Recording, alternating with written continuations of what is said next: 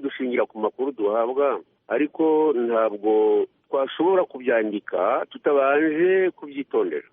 Ibyo twanditse rero nibyo, nk'uko twabivuze, abantu bararashwe. Tubabaje cyane nuko baraswa nk'impunzi, ariko twebwe ibyo babakorera tubona ari nk'ibintu bakorera inyamaswa. Ntabwo ari kuri biremwa muntu byagombye gufatwa nk'abahiga imbongo ku musozi, ugenda urasa abana, abagore n'ibindi nk'ibyo. Noneho abantu bagakangisha ngo ntabwo ngo HCR ngo yabitayeho, ubwo itabitayeho ngo bahe aho batura, ngubwo ngo ni abantu ngo bitwaje intwaro ngo zo kujya gutera u Rwanda. Ibyo ntabwo ari byo.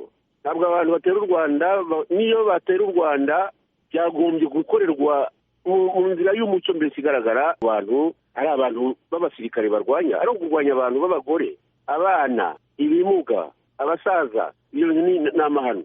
Sinzi rero niba hari ibindi bisobanuro tugomba gutanga. Twebwe twabikoze kugira ngo iyi miryango ibeshya Rwanda ikabeshya abanyekongo ko yaje gutabara nk'abo bango ba MONUSCO n'abandi nk'abo, bafite n'ababashyigikiye, kuko ntabwo nabura kuvuga ko ubutegetsi bw'i Kigali nabwo bishyigikiye. Abo tuvuga rero barwanya abo bantu ntabwo ari abanyekongo, ni abanyarwanda bambaye imyenda y'abanyekongo. Kagame yumvikanyeho na mugenzi we ko bagomba kubafasha kugira ngo birukane abantu babatera. Ikibazo nuko giteye. Ibyo byo kwambara imyenda y'abanyekongo, abanyarwanda kwambara imyenda y'abanyekongo, mubizi mute?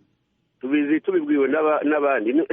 Ariko ntabwo Kagame ari ufite bamaneko wenyine, natwe dufite abacu. Noneho ntabwo ari ibintu duhimba, ni ibintu tuba dufite ibimenyetso bigaragara. Ntabwo twavuga ngo kanaka uyu nguyu bo tukubwiye ababivuga barara babajanjaguye, ariko twebwe nuko tubibona. Gusa twebwe icyo dusaba, mbivuge mbivanye ku mutima, icyo dusaba abantu bagomba kubaha ikiremwa muntu muri kariya karere. Ntabwo iyi ngero dushaka kubyemera. Niba abantu bagomba guhaguruka ngo bafate n'intwaro, kuko reka tumubize ukuri, zigomba gufatwa, kubera ko ntabwo twagomba kwicara gutyo ngo turebere ngo amahanga azadutabara. Amahanga se yatabaye bande?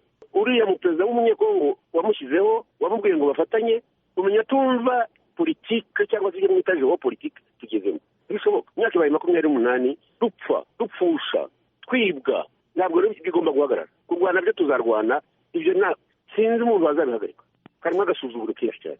Niba koko ibyo muvuga ariko bimeze, mutekereza ko ari iyihe mpamvu yabitumye zitangira kuraswa ubu ngubu kandi zari zimaze imyaka irenga 25? Yewe ubwo numva usa n'ushaka kunyinja, nawe urabaza ibyuzi.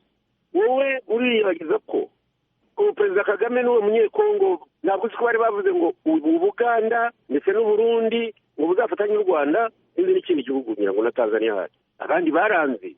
Kagame ubu ngubu nawe ahagurutse yumvikanye n'uwo muperezida mushya utagira icyo yumva mu bibazo by'igihugu cye.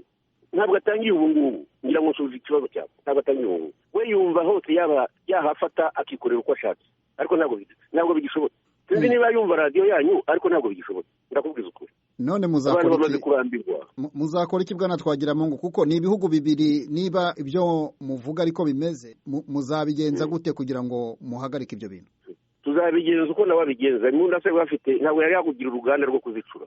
Tuzabwira abanyarwanda ko udashobora gupfa nk'ibimunyo. Niba banarwana ni ukugira ngo bazajye iwabo. Ese bako baje barwana byagenwe? Ariko ibintu biratangaje. Umuntu abanyamahanga bamugira igihangange. Ikibazo rero reka mubwiza ukuri, amahanga cyane y'ONU yataye igihugu cyacu ku buryo bwinshi kuva muri 1994 kugeza amagingaya. Ntabwo rero twebwe niba ONU itashoboye gukemura icyo kibazo, ibyo bihugu ngo bitanga ibihugu by'amahanga cyane bimwe bibabo ni Conseil de Sécurité mu nama ngo izana amahoro, niba badashoboye kubikora tuzabikorera. Ntabwo twakomeza dutya. Ngizira ko n'abanyarwanda bagomba kunyumva. Ntabwo bishoboka ko tubabaja tukaba n'abantu kwitwa nk'imbwa cyangwa se nk'izindi nyamaswa z'ishyamba. Ntibishoboka.